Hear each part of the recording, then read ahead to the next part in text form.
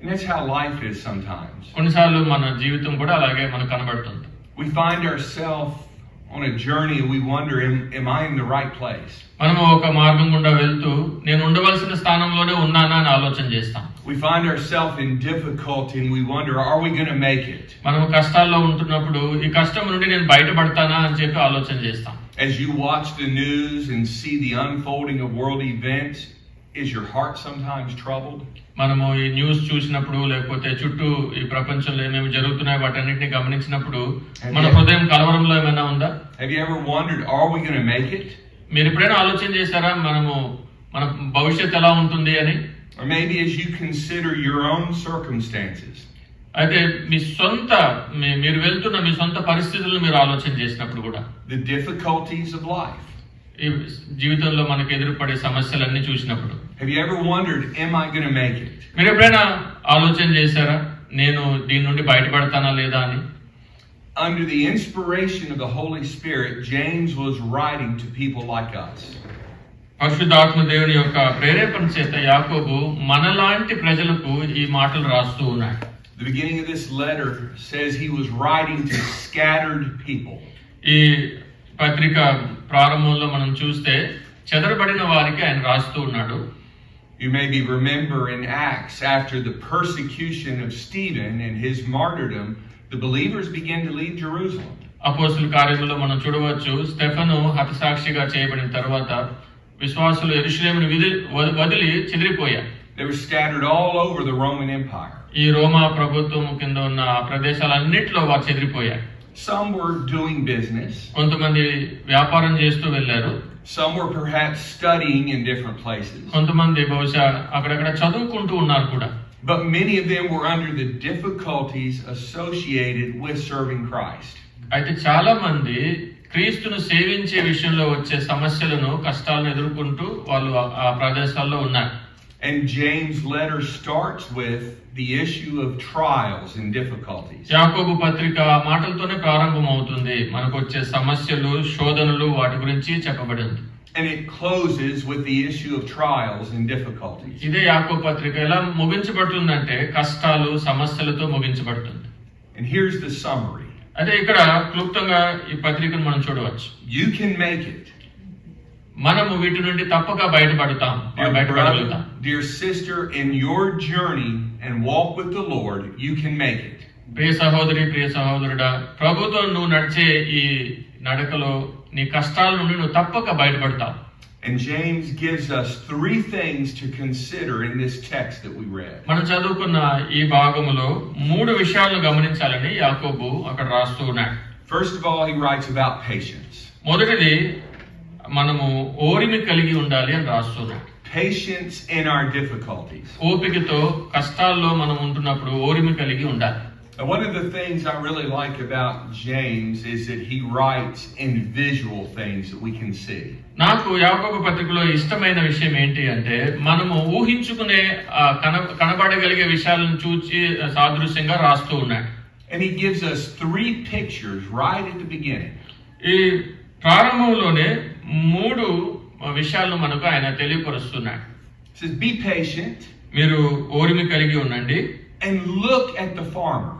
ఒక వ్యవసాయదారుని మీరు చూడండి, గమనించండి. Have any of you ever farmed or had a garden before? మీకు ఎవరికైనా మీరు వ్యవసాయం చేశారా లేకపోతే ఒక గార్డెన్ అన్నా ఉందా మీకు ఎవరికైనా? I have a garden. నాకు కూడా ఒక గార్డెన్ ఉంది. I live in the city, so it's very small. నేను సిటీలో ఉంటాను కాబట్టి అది చిన్న గార్డెన్ అది. And I've learned a few things from my garden. నేను ఆ గార్డెన్ ని చూసినప్పుడు కొన్ని విషయాలు నేర్చుకున్నాను. You see, the scripture tells us to look at the example of the farmer. ఈ దేవుని వాక్యంలో మనము ఒక వ్యవసాయదారుని చూసి నేర్చుకోవాలి అని మనకు దేవుని వాక్యం నేర్పిస్తుంది. And the word that's translated here as patience is a waiting kind of patience. ఇక్కడ ఈ సహనము అనేది మనము ఓరిమితో వేచి ఉండడానికి గుర్తుగా చెప్పబడిన మాట. Have you ever thought in your mind, God, what is taking you so long? ఎప్పుడైనా మీ మనసులో మీరు అనుకున్నారా, దేవా ఎందుకు ఇంత టైం పడుతుంది నాకు అని ఎప్పుడైనా అనుకున్నారా? God, why are you moving so slow? ఎందుకు దేవా నువ్వు ఇంత లేట్ గా పని చేస్తున్నావు అని అనుకున్నారా? God's not afraid of our questions. దేవుడు మన ప్రశ్నలకు ఆయన భయపడడు, గమనించండి. But he says, look at the farmer. అయితే ఆయన అంటున్నాడు, ఒక వ్యవసాయదారుని చూడండి. In our lives we can do everything that we know to do right. మన జీవితంలో మనము ఏదైతే చేయాలనుకుంటున్నామో వాటిని చక్కగా చేసేదానికి మనకు తెలిసి ఉండవచ్చు. We can find ourselves faithful in worship. మనము ఆరాధన చేసే విషయంలో నమ్మకంగా ఉండవచ్చు. Faithful in giving. మనము ఇచ్చే విషయంలో మనం నమ్మకంగా ఉండవచ్చు. Faithful in prayer, faithful in Bible reading. మన ప్రార్థనలో నమ్మకంగా ఉండడం, దేవుడి వాక్యం చదవడంలో నమ్మకంగా ఉండడం. Faithful in all of the disciplines of the Christian life. క్రైస్తవ జీవితంలో ఏదైతే మనం చేయవలసిన విషయాలు ఉన్నాయో వాటన్నిటిలో నమ్మకంగా కనబడటం మనం. And if we're not careful, we can have the idea now God owes me something. మన అన్నింటిలో నమ్మకంగా ఉంటే దేవుడు మనకు రుణస్థుడు అని మనం ఆ భావంలో ఉండవచ్చు. దేవుడు వాగ్దానం చేసినవన్నీ మనకి ఇస్తాడని మనం నమ్ముతూ ఉండవచ్చు. But he works according to his own timing. అయినప్పటికీ దేవుడు ఆయన సమయకాలంలో ఆయన పనిచేస్తూ ఉన్నాడు. Sometimes we just need to patiently wait to watch what he's going to do. మనము విశ్వాసంతో, ఓర్మితో, మనము సహనంతో వేచి ఉండి ఆయన ఏం పని చేస్తున్నాడో మనం గమనించి ఓపికతో ఉండాలి. They that wait upon the Lord will renew their strength. యెహోవా కొరకు ఎదురు చూచువారు వారు నూతన బలము పొందెదరు. They will mount up with wings like an eagle. వారు ఈ గద్ద పక్షిరాజు యొక్క రెక్కలు చాచి ఎగురున్నట్లు వారు కూడా ఎగురుతారు. They will run and not be weary. వారు పరిగెత్తి అలయక వారు సొమ్మసిల్లక ఉండరు. And they will walk and not faint. వారు నడుచుదురు గాని వారు అలసిపోరు. As you're waiting to see what God is going to do, దేవుడు ఏం చేయబోతున్నాడో మీరు ఓర్మితో వేచి ఉండి చూచినట్లయితే, look at the farmer. ఒక వ్యవసాయదారుని మీరు గమనించాలి. Anticipate the harvest to come. ఇక్కడ రాబోయే ఈ ఫలితాన్ని అతను ఎదురు చూస్తూ వేచి ఉంటున్నాడు. But understand, God will not be rushed. అయితే అర్థం చేసుకోవాలి మనం, దేవుడు ఆయన ముందుగా పరిగెత్తి పని చేయడు. And then Scripture gives us another picture. దేవుని వాక్యములో మనకి ఇంకొక రూపాన్ని మనకు చెప్పబడి ఉంది. Here in verse 10. 10వ వచనం. And here it ties suffering with patience. ఇక్కడ శ్రమను ఓపికతో ముడిపెట్టి చూపించడం మనం గమనిస్తాం. We serve a God that is so good. ఎంతో మంచి దేవుని మనం సేవిస్తూ ఉన్నాం. Romans tells us he shows us his kindness to move us to repentance. ఆయన తన దయాళత్వాన్ని మన పట్ల కనపరుస్తున్నాడు. సో దాన్ని బట్టి మనము పశ్చాత్తాపడే వారంగా ఉంటున్నాం. But we also understand that suffering is part of life. అయితే మనం అర్థం చేసుకుంటున్నాము, మన శ్రమలు అనేటివి జీవితంలో ఒక భాగము అని గమనిస్తున్నాం. Those who are lost around us, they have suffering in their lives. మన చుట్టూ ఎవరైతే తప్పిపోయి ఉంటున్నారో వారు కూడా వారి జీవితాల్లో శ్రమలు కలిగి ఉన్నారు. And as followers of Christ, so we also suffer. క్రీస్తును వెంబడించే మనము కూడా శ్రమ గుండా వెళ్తాం. The psalmist says, many are the afflictions of the righteous. కీర్తనకారుడు అంటాడు, నీతిమంతులకు కలుగు అపాయములు అనేకములు అంటాడు. But God does deliver us. అయితే దేవుడు మనల్ని వాటి నుండి విడిపిస్తాడు. And when we think about the prophets, sometimes we think almost like superheroes. మనము ఈ ప్రవక్తల గురించి విన్నప్పుడు, ఆలోచన చేసినప్పుడు వారు ఏదో గొప్ప సూపర్ హీరోస్ అన్న విధంగా మనం ఆలోచన చేయవచ్చు. Men who are so holy. వారు ఎంతో పరిశుద్ధమైన వ్యక్తులు అనుకోవచ్చు. So godly. వారు ఎంతో దైవత్వంతో కూడిన వారు అనుకోవచ్చు. So pure. వారు పరిశుద్ధంగా ఉన్నవారు అనుకోవచ్చు. Almost on the same level as the angels. వారు దేవదూతలతో పాటు సమానంగా ఉన్నవారని కూడా మనం ఊహించవచ్చు, అనుకోవచ్చు. Well, James tells us in verse 17 here that Elijah was a man just like us. అయితే యాకోబు 5వ అధ్యాయము 17వ వచనంలో రాస్తున్నాడు, ఏలియా మన వంటి స్వభావము కలిగిన వ్యక్తి అంటున్నాడు. He was a human. ఆయన కూడా మనిషి స్వభావం కలిగిన వాడు. Yes, he was called of God. అవును, దేవుడి చేత పిలువబడ్డాడు. But so were you. నువ్వు కూడా పిలువబడ్డావు కదా. Yes, he was set apart for God's purposes. అవును, దేవుని కొరకు ప్రత్యేకింపబడిన వాడు ఆయన పని కొరకు. But so were you. నువ్వు కూడా ఆ విధంగానే పిలువబడ్డావు. He was a man just like us. ఈ వ్యక్తి మనలాంటి వ్యక్తే. And Scripture tells us to look at the prophets. ఈ ప్రవక్తలను మీరు చూడండి అని దేవుని వాక్యం మనకు బోధిస్తుంది. To look at these who spoke in the name of the Lord. దేవుని నామమును బట్టి మాట్లాడిన ఈ ప్రవక్తలను మీరు గమనించండి, నేర్చుకోండి అని దేవుని వాక్యం చెప్తుంది. When we look at their lives, what do we find? వారి జీవితాన్ని మనం చూసినప్పుడు మనకేం కనబడుతున్నారు, ఎలా కనబడుతున్నారు? You ever thought about Moses? మోషే గురించి ఎప్పుడైనా ఆలోచన చేశారా? The man that God used to bring the children of Israel out of Egypt. ఇశ్రాయేలు ప్రజలను ఐగుప్తు దేశం నుండి బయటకు నడిపించడానికి దేవుడు వాడుకున్న వ్యక్తి. The man who met with God and brought the law. దేవునితోనే ఆయన కలిసి దేవుని దగ్గర నుండి ఆ ధర్మశాస్త్రాన్ని తీసుకొచ్చిన వ్యక్తి. Moses struggled with emotional issues. మోషేకు ఆయన మానసికంగా లేకపోతే ఎమోషనల్ గా కొన్ని ఇష్యూస్ అతను కష్టం గుండా వెళ్ళాడు. Specifically, he had an anger problem.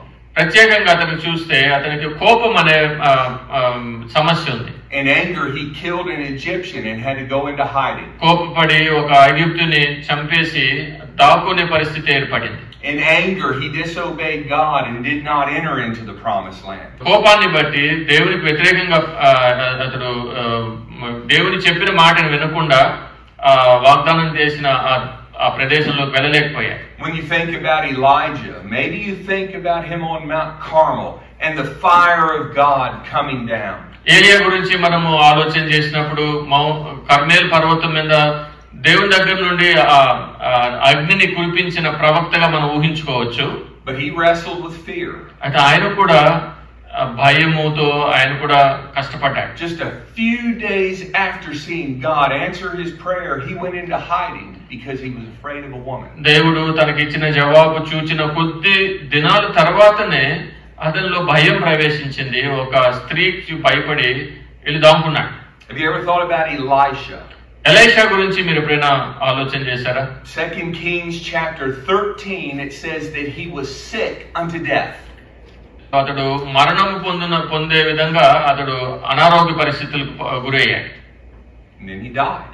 తర్వాత అతను చనిపోయాడు అక్కడ. What about Ezekiel? ఎజెకియేలు అతని గురించి ఏమిటి?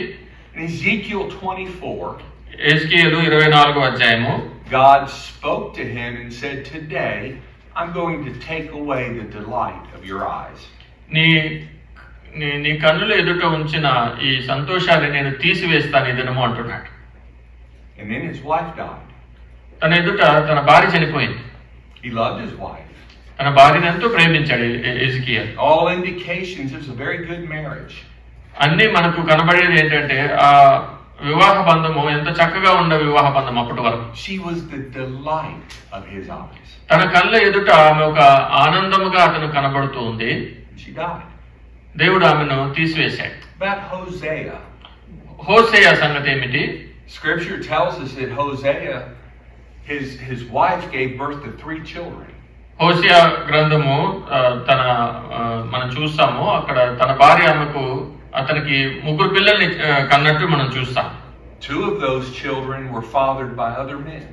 అయితే ఆ 3 పిల్లల్లో 2 పిల్లలు వేరే పురుషులకు పుట్టిన వారిగా మనకు కనబడుతున్నారు. Because his wife was unfaithful. ఎందుకంటే తన భార్య తనకు నమ్మకంగా లేదు. Even John the Baptist, who was filled with the Holy Spirit from his mother's womb. ఈ బాప్తిస్మం ఇచ్చి యోహాను తల్లి గర్భము నుండే పరిశుద్ధాత్మతో నింపబడిన వ్యక్తిగా ఉన్నాడు. He was there when the dove came from heaven and the voice spoke about Jesus. "This is my beloved son in whom I'm well pleased." పరలోకము నుండి పావురము యేసు ప్రభువును కమ్మినప్పుడు ఆ స్వరం వినబడ్డప్పుడు ఈయన నా ప్రియ కుమారుడు ఈయన నేను ఆనందిస్తున్నాను ఆ సందర్భంగా బాప్తిస్మం ఇచ్చి యోహాను అక్కడ విన్నాడు.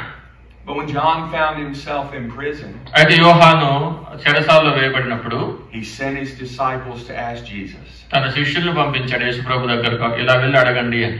"Are you really the one we were looking for?" మేము ఎదురు చూచే ఆ మెస్సయ్య నువ్వేనా అని ప్రశ్న వేశాడు. Should we be looking for someone else? లేదు మేము ఇంకా వేరే ఒక్కరి కొరకు ఎదురు చూస్తూ ఉండాలా? What's the point? వీరందరిని గురించి మనం చూసినప్పుడు మనకేం అర్థమవుతుంది? These men of God, వీరందరూ దేవుని ప్రజలే, who were used by God, దేవుని చేత గొప్పగా వాడబడిన వారే, suffered the same kinds of things that we struggle with. మనము ఏదైతే కష్టాలు గుండా వెళ్తున్నామో అలాంటి కష్టాలు వారు కూడా అనుభవించారు. Health problems, వారికి ఆరోగ్య సమస్యలు ఉన్నాయి, relationship problems, వారి సంబంధాల మధ్య కష్టాల సమస్యలు ఉన్నాయి, emotional struggles, వారి మానసికంగా ఆలోచన విధానంగా వారికి కష్టాలు ఉన్నాయి, వారు విసర్జింపబడిన లేకపోతే వారిని ఎవరు రిసీవ్ చేసుకోలేదు, health concerns, వారికి అనారోగ్య పరిస్థితులు, even doubts and fears. అంతేకాదు సమస్యలు, తర్వాత వారికి ఉన్న సందేహాలు, ఇవన్నీ వారిలో మనం గమనిస్తున్నాం. We're told to look at them. అంటే మనకు చెప్పబడింది ఏంటంటే వారిని చూసి నేర్చుకోండి అని. And the word patience here is a different word than that used for the farmer. ఇక్కడ ఈ పేషెన్స్ అనే మాట, ఓర్మి అనే మాట ఇక్కడ రాయబడి ఉంది. ఈ సందర్భం, ఈ భావము ఒక వ్యవసాయదారునికి వాడబడిన సందర్భానికి కొద్దిగా వేరేగా ఉంటుంది అన్నమాట. The farmer waits. వ్యవసాయదారుడు అతడు వేచి ఉంటాడు. But the prophets persevere. అయితే ఈ ప్రవక్తలు వారు నమ్మకంగా తమకిచ్చిన పనిలో ముందుకు వెళ్తారు. They keep pressing on. నమ్మకంగా ముందుకు వెళ్లేవారుగా ఉంటున్నారు. They don't let adversity stop them. వారికి ఉన్న కష్టాలు వారిని ఆపే విధంగా వారు అనుమతించరు దానికి. And then we're told to look at Job. తర్వాత మూడవదిగా యోబు సహనాన్ని మీరు గమనించండి అని చెప్పబడి ఉంది. Remember Job, he lost everything. యోబు మీకు తెలుసు కదా, అన్నిటినీ కోల్పోయాడు. All of his wealth, తనకున్న ఆస్తిని కోల్పోయాడు, his family, తన కుటుంబంలో పిల్లలందరూ కోల్పోయారు, his health was broken. తనకున్న ఆరోగ్యం కూడా క్షీణించింది. And you remember what he did. జ్ఞాపకం చేసుకోండి, గుర్తుంచుకోండి, యోబు సహనాన్ని గుర్తుంచుకోండి అంటున్నాడు. He worshipped God. అతడు దేవునికి ఆరాధించిన వ్యక్తిగా ఉన్నాడు. Yes, he had questions. అతనికి సమస్యలు ఉన్నాయి, but he worshipped God. ప్రశ్నలు ఉన్నాయి, కానీ దేవుని ఆరాధించిన వ్యక్తిగా ఉన్నాడు. And why was that? ఎందుకు? Because Job had a consistent faith in God. ఎందుకంటే యోబు దేవుని పట్ల తనకున్న విశ్వాసములో నమ్మకం ఎడతెగక విశ్వాసం కలిగి ఉన్నాడు. And that's what the word patience here means. ఇక్కడ ఈ సహనము అనే మాట, ఓర్మి అనే మాట ఆ విధంగా ఆ భావాన్ని ఇస్తుంది. He was steadfast. అతడు ఎడతెగక దేవునితో నమ్మకంగా ఉన్నాడు. He was consistent in his walk with the Lord. దేవునితో నడిచే ఆ ప్రక్రియలో ఎడతెగక నమ్మకంగా కన్సిస్టెంట్ గా ఉన్నాడు. Before any problems came, Job had a pattern of relationship with God. ఈ సమస్యలన్నీ రాక మునుపు కూడా యోబును చూస్తే దేవునితో నడిచే విధానంలో అతడు నమ్మకంగా ఉన్నాడు. Scripture says, for example, whenever his family was together, afterwards Job would give sacrifice just in case one of his children had sinned. దేవుని వాక్యం మనకు నేర్పిస్తుంది, తన కుటుంబం అంతా చేరి వచ్చిన తర్వాత కుటుంబం పక్షాన, పిల్లల పక్షాన అతడు దేవునికి ప్రార్థన చేసేవాడు, బలులు అర్పించేవాడు. ఒకవేళ నా పిల్లలు ఎవరైనా పాపం చేశారేమో దేవుడు క్షమించాలని అడిగేవాడు. The scripture says, look at Job. దేవుని వాక్యం మనకు నేర్పిస్తుంది, యోబును మీరు గమనించండి. James reminds us to be patient. యాకోబు మనకు నేర్పించేది ఏంటంటే మీరు ఓర్మితో ఉండాలి. James reminds us to have the right perspective. మనము దేవుని పట్ల సరైన దృక్పథంతో వ్యవహరించాలని యాకోబు మనకు నేర్పిస్తూ ఉన్నాడు. God is in control. దేవుడు అన్నిటినీ తన స్వాధీనంలో ఉంచుకుని ఉన్నాడు. And then he reminds us of the importance of prayer and praise. తర్వాత ప్రార్థన, దేవుని స్తుతించుట, దాని యొక్క ప్రాముఖ్యతను కూడా యాకోబు మనకు నేర్పిస్తూ ఉన్నాడు. Verses 13 through 16 13 నుంచి 16 వరకు is actually a list of 4 difficulties that we face. మనము మన జీవితాల్లో ఎదుర్కొనే 4 రకాల సమస్యల గురించి ఇక్కడ చెప్పబడి ఉంది. The first of these is in verse 13. మొదటిది 13వ వచనంలో మనం చూస్తాం. Is anyone suffering? మీరు ఎవరైనా శ్రమ పడుతూ ఉన్నాడా? That word means, are you having a trouble or a hardship? అంటే దానికి మీకు ఏమైనా కష్టాలు ఉన్నాయా, బాధలు ఉన్నాయా, శ్రమలు ఉన్నాయా? What do we do? మనం ఏం చేయాలి? It says ఏం pray. చేస్తాం? మనం ప్రార్థించాలి, Pray. ప్రార్థన చేయాలి. Now why does James point something out so obvious? ఇది ఎంతో సామాన్యమైనదే కదా, ఇలా చేయాలే కదా, అయినా దీన్ని యాకోబు ఎందుకు ఎత్తి చూపిస్తూ ఉన్నాడు? Because sometimes we don't pray. ఎందుకంటే కొన్ని సందర్భాలుగా మనము ప్రార్థన చేయము కాబట్టి. We try to think, how can I solve this problem? మనము ఆలోచన చేసేదానికి ప్రయత్నిస్తాం, ఈ సమస్యను నేను ఎలా పరిష్కరించగలను.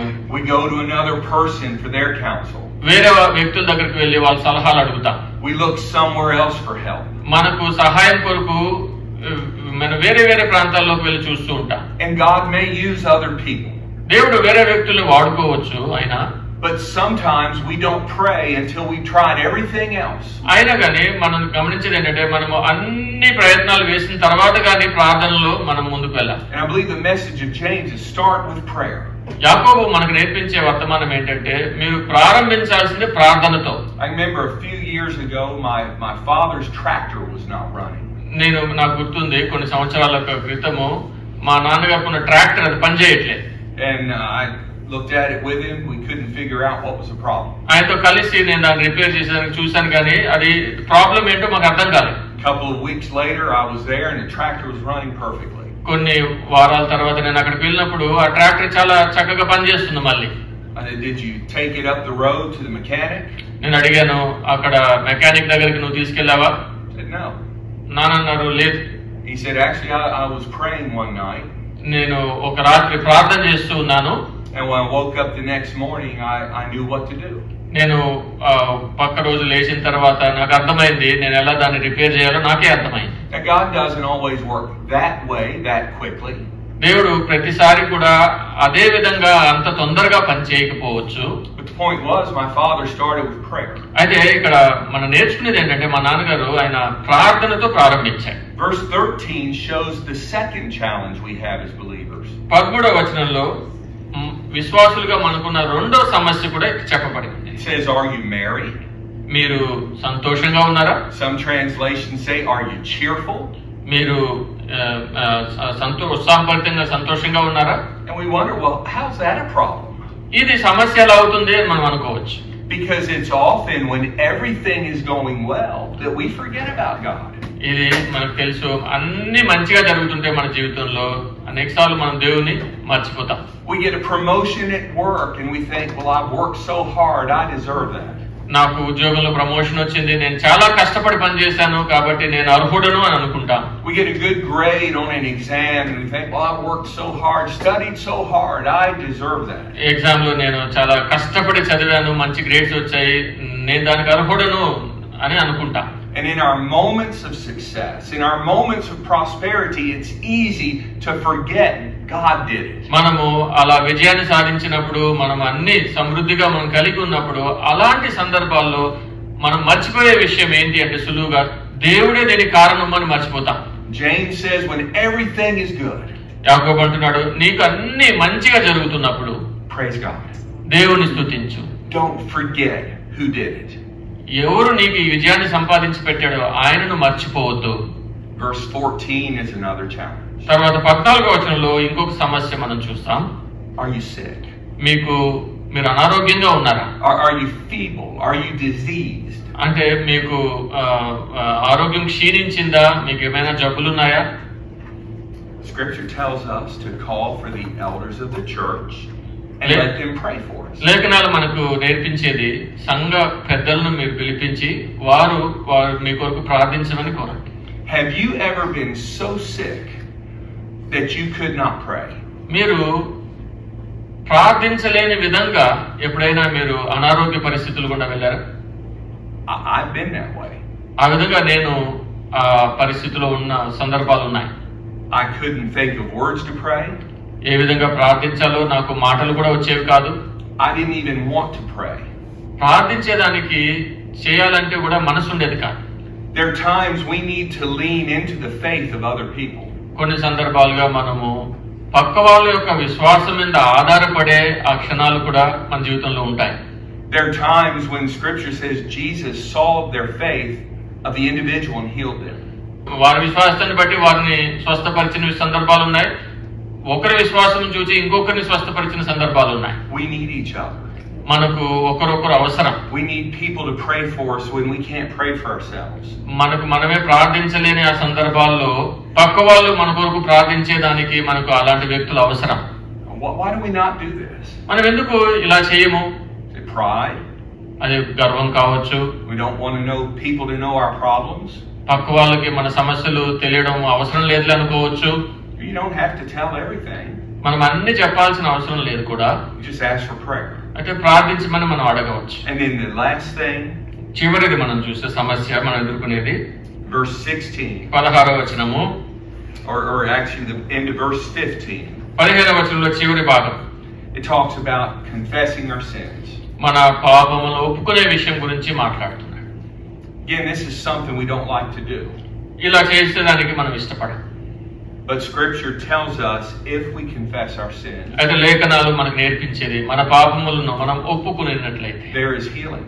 మనకు అక్కడ స్వస్థత లభిస్తుంది. 1 John tells us if we confess our sins, he is faithful and just to forgive us our sins and to cleanse us from all unrighteousness. మొదటి యోహానులో మనం చదువుతాము, మనము మన పాపములను ఒప్పుకొనినప్పుడు ఆయన నమ్మదగిన వాడుగా నీతిమంతుడిగా ఉండి మన పాపములను క్షమిస్తాడు.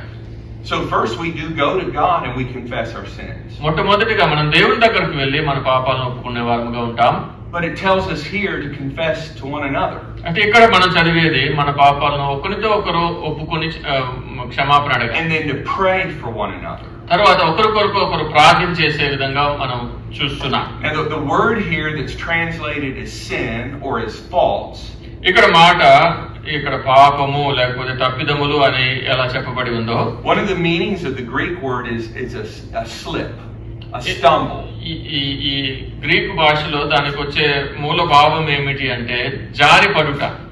So when I come to my brother and say, brother, let me confess to you, నేను నా సహోదరుని దగ్గరకు వచ్చి, సహోదరుడా నేను ఇది నీ దగ్గర ఒప్పుకుంటున్నానని చెప్పినప్పుడు, I don't have to give him all the details. అన్ని వివరాలు నేను ఆయన చెప్పాల్సిన అవసరం లేదు. I don't have to tell every secret.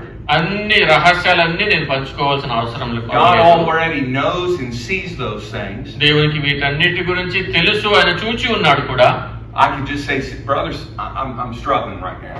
నేను వచ్చి చెప్పవచ్చు, సహోదరుడా నాకు ఈ సమస్య ఉంది, కష్టాల్లో ఉన్నా, some temptations right now, కొన్ని శోధనలు గుండా నేను వెళ్తున్నా, or I stumbled yesterday. నేను నిన్న తప్పిపోయాను, జారాను. Would you pray for me? నా కొరకు నువ్వు ప్రార్థన చేస్తావా? Because we still live in a sin-cursed world. ఎందుకంటే మనము శపించబడిన ఈ లోకంలో ఇంకా ఉన్నాం. With an enemy that wants to kill and destroy us. మనకున్న శత్రువు మనల్ని నాశనం చేసేదానికి, చంపేదానికి ప్రయత్నం చేస్తున్నాడు. With an old nature that we still fight against. మనలో ఉన్న ఈ ప్రాచీన స్వభావము, దాంతో మనకు పోరాటము ప్రతిదినము ఉంటున్నది. And we need each other. కాబట్టి మనకు ఒకరు అవసరము ఎంతైనా ఉంటున్నది. Am I going to make it? నేను దీని నుండి దాటి బయటపడగలుగుతానా? Yes, you can make it. తప్పకుండా నువ్వు దాటి బయటపడతావు. With patience. అయితే నీకు ఓర్మి అవసరం. Going to make it where? బయటపడేది ఎక్కడికి వెళ్తున్నాను నేను? Where are we going? ఎక్కడికి వెళ్తున్నాను నేను? James tells us. యాకోబు మనకు చెప్తూ ఉన్నాడు. The Lord is coming. Verse 7.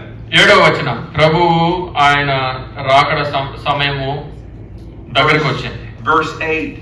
The Lord's coming is very close. 8వ వచనం, దేవుని రాకడ సమయము ఎంతో సన్నిహితంగా ఉంటున్నది. Verse 9. 9వ వచనం, He's at the door, ready to knock.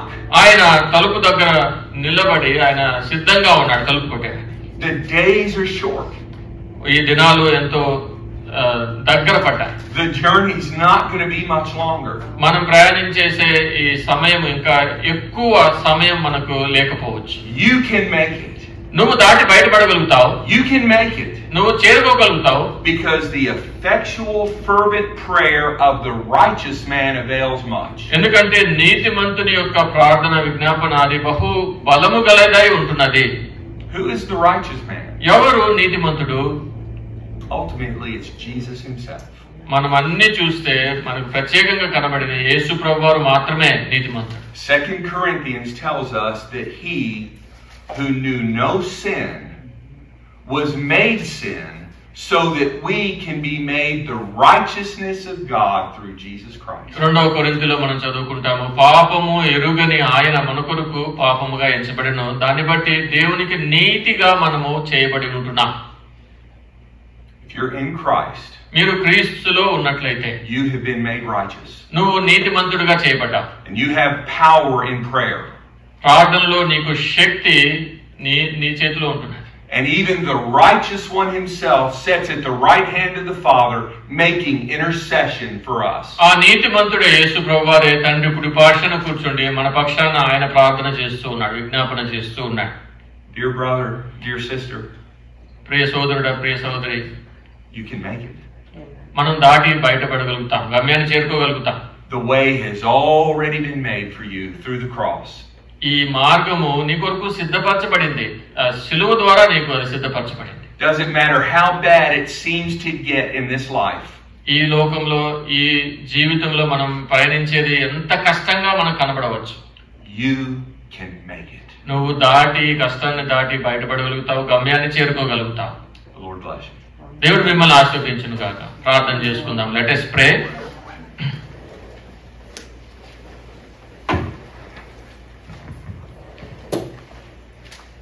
Few moments we will reflect on the word of God that we heard. దేవుని మాటలు విన్నాం. మనం విన్న ఈ మాటలను కొన్ని క్షణాలు మనము నెమరు వేసుకుందాం. Let us reflect on the word of God that we heard. Can I make it? Many things that are pressing hard against me, trying to deviate my faith life. Seems very tough and difficult. I look up to the hills from whence cometh my help. That is my situation. But the word that is spoken to us very clearly, very plainly from the scriptures, we are assured that yes, we can make it. Praise the Lord. Yes, I can make it. I can face tomorrow because He lives. The reasons why we can get through this is very clearly revealed through the word of God. Reflect upon the word that you heard. This is for you. This message is for you, not for the person sitting next to you, not for any other family member, but directly to you, to me. The Lord has spoken to you. Reflect upon the word that you heard. Commune with God. It is your loving Heavenly Father who has spoken to you. Commune with Him, talk to Him, thank Him, and surrender everything to Him. Cast all your cares, for He careth for you. Enter into a new commitment with God. A Christian life is a series of new beginnings. Let this day be a new beginning unto you in your walk. Walk by faith, not by sight. We'll partake in the Lord's table now.